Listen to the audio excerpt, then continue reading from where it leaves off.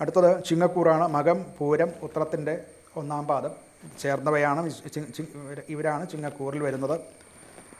ഇവർക്ക് ചിങ്ങക്കൂറിന് ലഗ്നത്തിലാണ് കേതു. അത് പലപ്പോഴും വേണ്ടത്ര ഉയർച്ച അവരുടെ പ്രവർത്തനങ്ങൾക്ക് കുറവായിട്ട് വരും. അവർ പലതും അടിസ്ഥാനപരമായിട്ട് ചിന്തിച്ച് ഇനിയും മറ്റൊരു ഇൻഫ്രാസ്ട്രക്ചർ ഉണ്ടാക്കണമോ അല്ലെങ്കിൽ ഇതിൽ നിന്നും മാറിയിട്ട് മറ്റൊന്നിലേക്ക് പോകണമോ എന്നൊക്കെയുള്ള ചിന്തയിലാണ് ഇപ്പോൾ പൊതുവേ ഇരിക്കുന്നത്. ഇതൊക്കെ താൽക്കാലികങ്ങളാണ്. ഇത് മാറാനുള്ള ഇപ്പോൾ ഒരു സ്റ്റാഗ്നൻ്റ് ആയിട്ടിരിക്കുന്നു എന്നുണ്ടെങ്കിലും നിങ്ങളുടെ ഇപ്പോഴത്തെ മനസ്സ് നിർത്തിയുള്ള ചിന്തകൾ കൊണ്ടും പ്ലാനിങ് കൊണ്ടും നിങ്ങൾക്ക് നാളെ അനുകൂലമായിട്ടുള്ള ഫലങ്ങൾ ഉണ്ടാകും. ജോലി സമയത്ത് അല്ലെങ്കിൽ അവരുടെ പ്രവർത്തനത്തിൽ ഒറ്റയ്ക്ക് തീരുമാനമെടുക്കുന്നതിനേക്കാൾ നല്ലത് സഹപ്രവർത്തകരുടെയോ അല്ലെങ്കിൽ പാർട്ട്നേഴ്സിൻ്റെയോ ഒക്കെ അഭിപ്രായങ്ങളും കൂടെ കേട്ട് വിലയിരുത്തിയതിന് ശേഷം മാത്രം പ്രവർത്തന രംഗത്തിലും ഒക്കെ പ്രത്യേകിച്ച് തീരുമാനം എടുക്കാൻ ശ്രദ്ധിക്കേണ്ടതാണ്. പുതിയ ഇൻവെസ്റ്റ്മെൻറ്റുകളിലേക്കോ അല്ലെങ്കിൽ പ്രൊജക്റ്റുകളിലേക്കോ ഒന്നും ഇപ്പോൾ പോകാതിരിക്കുകയാണ് നല്ലത്.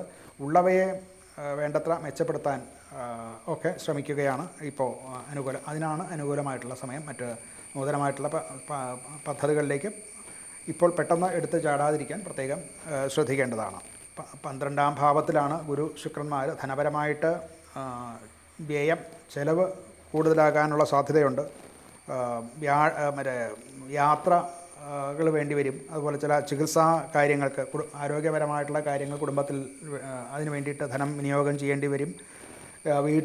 ഉപകരണങ്ങളും മറ്റുമൊക്കെ വാങ്ങിക്കുക. പഴയത് കേടായിപ്പോയി, അതുകൊണ്ട് പുതിയത് വാങ്ങിക്കേണ്ടി വരിക. അതുപോലെ തന്നെ വാഹനം മുതലായിട്ടുള്ള കാര്യങ്ങൾക്ക് റിപ്പയർ ഉണ്ടാകുക. അങ്ങനെയൊക്കെയുള്ള ധനപരമായിട്ടുള്ള ചിലവുകൾ കുറച്ചേറി നിൽക്കുന്ന സമയമാണ്. സാമ്പത്തികമായിട്ടുള്ളൊരു അച്ചടക്കം സ്വീകരിച്ചില്ല എന്നുണ്ടെങ്കിൽ അത് പലപ്പോഴും നമ്മളെ സമാധാനം കെടുത്തും എന്നും പ്രത്യേകം അറിയേണ്ടതാണ്. പൊതുവേ ആരോഗ്യം മെച്ചമാണെങ്കിലും ഉറക്കക്കുറവ് കൊണ്ട്, അതുപോലെ തന്നെ മാനസികമായിട്ടുള്ള സ്ട്രെസ്സ് കൊണ്ട്, അതുപോലെ തന്നെ അമിത ചിന്ത, ഇതൊക്കെ കൊണ്ടുണ്ടാകാവുന്ന ക്ഷീണവും അത് മൂലം വയറു സംബന്ധമായിട്ടുള്ള രോഗങ്ങളും മറ്റൊക്കെ ഉണ്ടാകാനും ഒക്കെ ഉള്ള ഒരു സാധ്യതയുണ്ട്. അത് വേണ്ടത്ര ആരോഗ്യ കാര്യങ്ങളിൽ ശ്രദ്ധിക്കാൻ ശ്രമിക്കേണ്ടതാണ്. കുടുംബപരമായിട്ട് പൊതുവെ കുടുംബാംഗങ്ങളിൽ നിന്നും ഒക്കെയുള്ള പിന്തുണ ഉണ്ടാകും. എന്നാലും പലപ്പോഴും ചില വിട്ടുവീഴ്ചകൾ ചെയ്യേണ്ടതായിട്ട് വരും. നമ്മുടെ അഭിപ്രായം പൂർണ്ണമായിട്ട് അടിച്ചേൽപ്പിക്കാതിരിക്കാൻ ശ്രദ്ധിക്കേണ്ടതാണ്. അതല്ല എന്നുണ്ടെങ്കിൽ കുറച്ച് സ്ട്രെസ് ഒരു കുടുംബത്തിൽ ഉണ്ടാകാൻ സാധ്യത. എല്ലാവരും നിങ്ങളുടെ അഭിപ്രായങ്ങളെയൊക്കെ ശ്രദ്ധിക്കുകയും അത് അനുകൂലമായിട്ട് നിൽക്കുകയൊക്കെ ചെയ്യും.